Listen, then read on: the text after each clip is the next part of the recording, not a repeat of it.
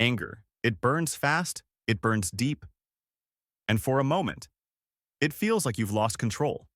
But anger doesn't begin with rage. It begins with pain. A boundary crossed, a need ignored, a wound reopened. It's not weakness, it's protection.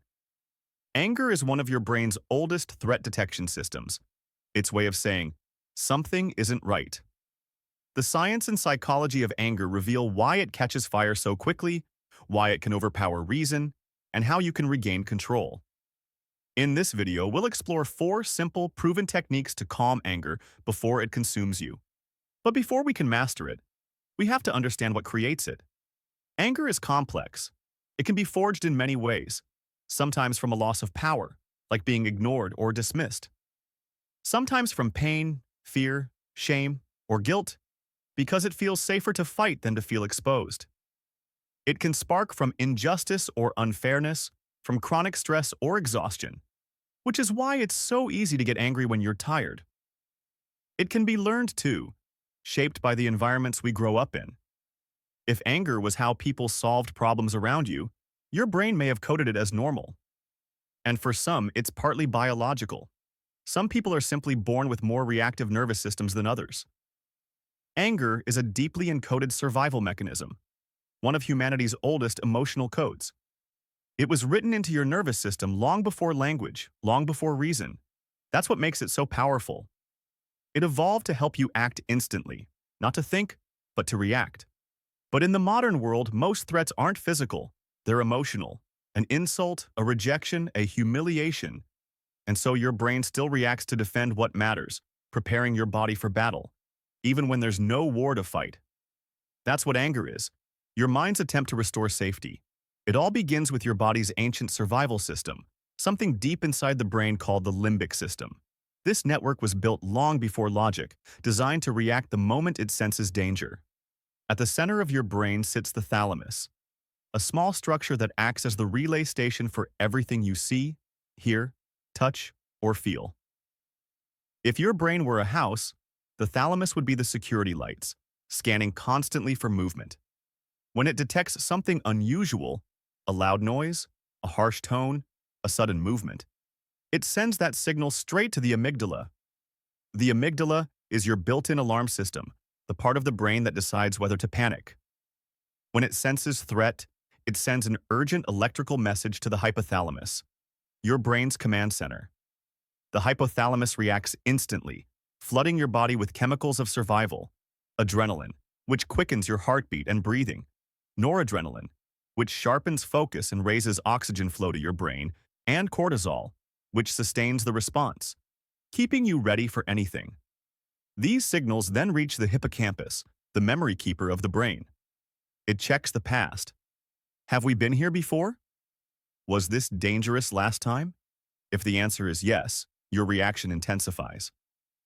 Finally, the cingulate gyrus, a curved band surrounding the limbic system, steps in to moderate your emotional and rational responses.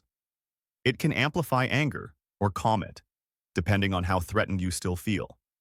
And all of this happens in less than half a second. Before logic, before reason, before you even know you're angry. Every memory you hold carries an emotional signature, written deep inside the limbic system. That's why certain moments never fade. Why trauma, love, loss, or joy can stay vivid for years. The limbic system stamped them with significance. It marked them as important. It also explains why emotions like anger, fear, or love can override logic. Because the limbic system speaks the language of instinct, not reason. It doesn't think, it reacts. When someone yells at you, that sound doesn't go straight to your logical mind. It travels first through the limbic system, where the amygdala decides if it's a threat. Only later does the prefrontal cortex, the rational part of your brain, join in to interpret what happened. That's why emotions feel faster than thought. Why anger can take control before you even realize it's there. Anger feels uncontrollable because it is, at first. It's a survival response, designed to protect you. It gives you instant power when you feel powerless, a surge of strength when your autonomy is threatened. And powerlessness is one of anger's strongest triggers. When you feel unheard, dismissed, or trapped, something deeper begins to stir. Your brain senses that your control, your agency, is slipping away. And to your nervous system, losing control feels the same as being in danger. Deep inside, the amygdala flares. It sends the signal, you're not safe. Fight back. Take control. It doesn't know the difference between a physical threat and an emotional one. It only knows that you're losing power over your world. That's why people lash out when they feel ignored. Why silence can feel like violence. Anger becomes the body's last attempt to reclaim control, to remind the world, I still matter. So what can you do to control anger? The answer isn't to suppress it. It's to re-engage your prefrontal cortex and calm the body's alarm system. You can't think your way out of anger because your brain isn't listening to logic. It's listening to signals from the body. Here are 4 simple, science-backed techniques to reprogram that response. 1. Breathe. The signal of safety. Slow, deep breathing is one of the fastest ways to calm the brain, especially long exhales. They activate the vagus nerve, a line that runs from your brainstem through your heart and lungs. When the vagus nerve is stimulated, it sends a message through your body. You're safe now. Stand down. Your heart rate slows, your muscles loosen, and the amygdala begins to quiet. 2. Label the emotion. Name it to tame it. Once your breathing steadies, name what you feel. Say it out loud or in your mind. I'm angry.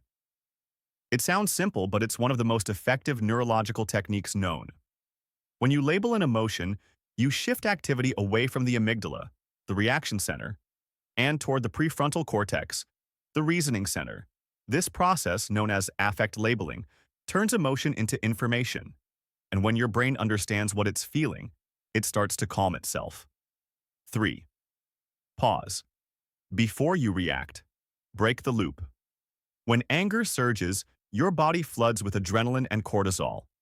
Those chemicals can linger for minutes, so when you feel the urge to lash out, pause. Even 6 seconds of silence gives your body time to catch up. Adrenaline begins to fade. Blood flow returns to the prefrontal cortex. And reason, slowly, returns to the conversation. 4. Reframe the emotion, from fire to fuel. Every emotion carries a message, and anger's message is simple. Something important to me feels threatened. Instead of fighting that feeling, decode it. Ask yourself, what is this anger trying to protect? Is it a boundary, a sense of respect, the feeling of being heard? When you treat anger not as a threat but as a message, you move from reaction to reflection, from confusion to clarity. Inside your brain, this shift lowers activity in the amygdala and strengthens control in the prefrontal cortex. Reframing doesn't mean you excuse anger, it means you understand it. Neuroscientists call this cognitive reappraisal, one of the most effective, evidence-based methods for emotional regulation ever discovered. So there you have it. Anger is an ancient survival system, built into you through thousands of years of evolution. It isn't a flaw. It's biology. It was designed to protect you, to give you strength when you feel powerless, to defend you when you feel disrespected, to make you heard when you feel ignored. Your brain confuses emotional threat with physical threat, and your body responds as if it's fighting for its life.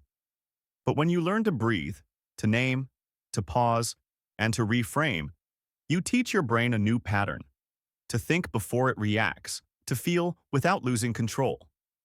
You can't erase anger, but you can reprogram your response to it. And when you do, anger no longer owns you. It becomes information, a signal, not a weapon. Because understanding anger doesn't make you weaker. It makes you wise. It means the fire still burns. But now you decide what it lights. I hope you found this video helpful. Thank you for watching, and I'll see you in the next one.